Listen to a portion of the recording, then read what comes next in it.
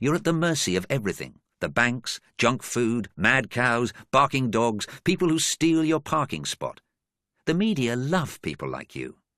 TV shows like Jerry Springer, Richard and Judy, and Trisha all devote a large amount of time to people telling us how bloody awful their lives are. The blame culture.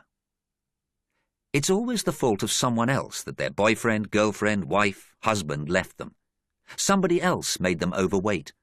The doctor forced them to become addicted to sleeping pills.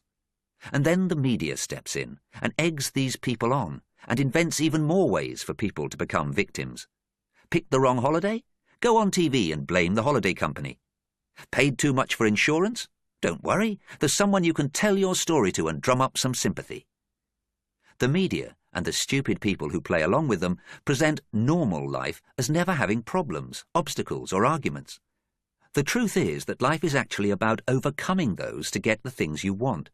It is not easy, and it is often not fair. But who said the world had to be?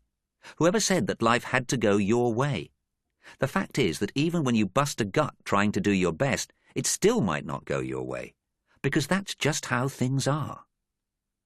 I'm not saying that these people haven't suffered or felt pain. My point is that what they have gone through is perfectly normal and should be expected as part of life. But because they have chosen to take a certain view of the world, they believe that what has happened to them has nothing to do with their own actions. And like all victims, they believe that the world revolves around them. One of the things you notice about victims is that they don't care about anybody else.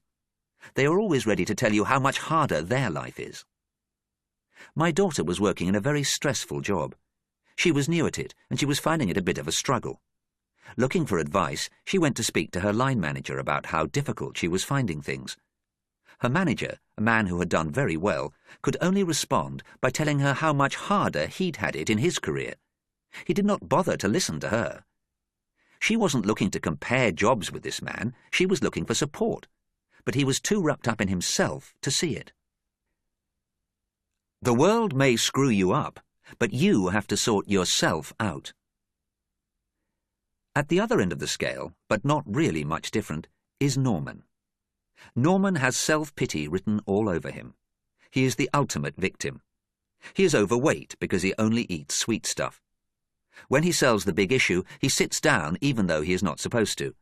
He smokes until he can hardly breathe, and he gets very angry with the world. He reckons that everyone else has all the breaks. He missed out, and there is nothing left for him. He wants to be a writer,